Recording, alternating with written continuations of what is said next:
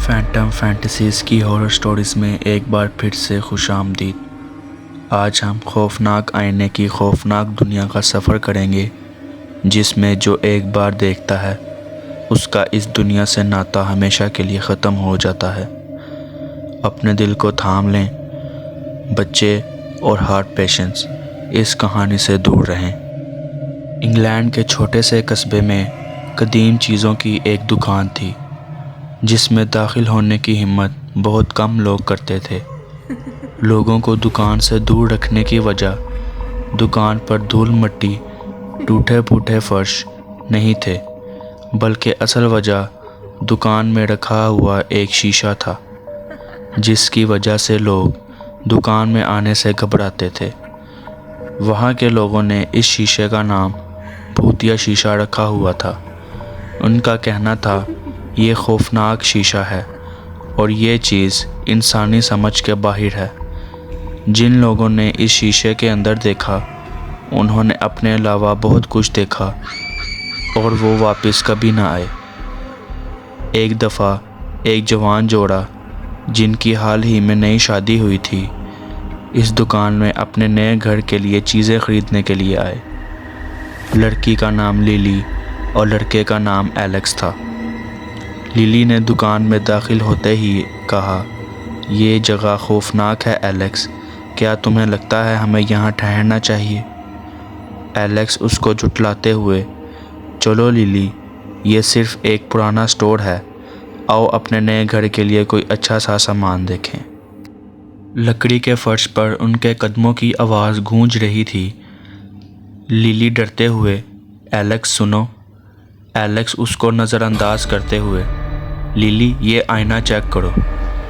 لیلی حیرت میں آئینے کو دیکھنے لگی اور کہا، یہ کچھ عجیب ہے۔ ایلیکس خوش ہوتے ہوئے، لیلی فریم دیکھو، ٹھوس چاندی کا بنا ہوا ہے، کتنا بڑھیا آئینہ ہے، عجیب ہے لیکن اچھا ہے۔ لیلی نے کہا، ایلیکس مجھے یہ پسند نہیں ہے، اس میں کچھ گڑبڑ ہے۔ ایلیکس زور سے ہنسا اور کہا، تم صرف گھبرا رہی ہو، یہ بالکل ٹھیک ہے، ہم اسے خرید رہے ہیں۔ لیلی نے ایلیکس کو بہت سمجھایا، مگر ایلیکس نے لیلی کی ایک نہ سنی۔ وہ لوگ اس کو خرید کر لے گئے اور گھر جا کر لگا دیا۔ لیکن اس رات آئینے نے صرف عکاسی نہیں کی تھی۔ جب وہ سونے کے لیے بستر پر گئے تو ایلیکس نے زور سے اپنی آواز گونجتی ہوئی سنی۔ اس نے پوچھا، لیلی کیا وہ تم ہو؟ وہاں لیلی آئینے کے پاس گئی تو آئینے نے گنگنانا شروع کر دیا۔ ایلیکس نے لیلی کو آواز لگائی، لیلی آئینے سے دور ہو جاؤ۔ آئینے نے ان سے کچھ لیا تھا، ان کی روح کے ٹکڑے اس خوفناک فریم میں پھنس چکے تھے۔ لیلی نے زور زور سے چیخو پکار کرنا شروع کر دیا۔ ایلیکس کی سانسیں اکھڑ گئیں۔ لیلی گھبراتے ہوئے، ایلیکس ہمیں اس سے چھٹکارا پانا ہوگا۔ جب وہ آئینے کو توڑنے کے لیے باہر لے جا رہے تھے تو آئینہ اس قدر بھاری ہو گیا کہ ان سے اٹھایا بھی نہ گیا۔ تب ہی آئینے میں سے اس قدر زوردار آواز گرجتی ہے کہ ان دونوں کے پاؤں کے تلے کی زمین نکل گئی، کیونکہ اب یہ صرف ایک آئینہ نہیں تھا، یہ زندہ ہو گیا تھا اور وہ ان دونوں کو کسی بھی قیمت پر اپنے سے دور جانے نہیں دے رہا تھا۔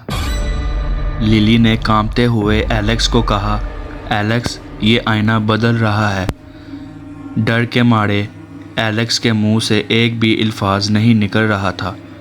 ایک دم آئینے میں سے بہرا کر دینے والی چیخ باہر نکلی۔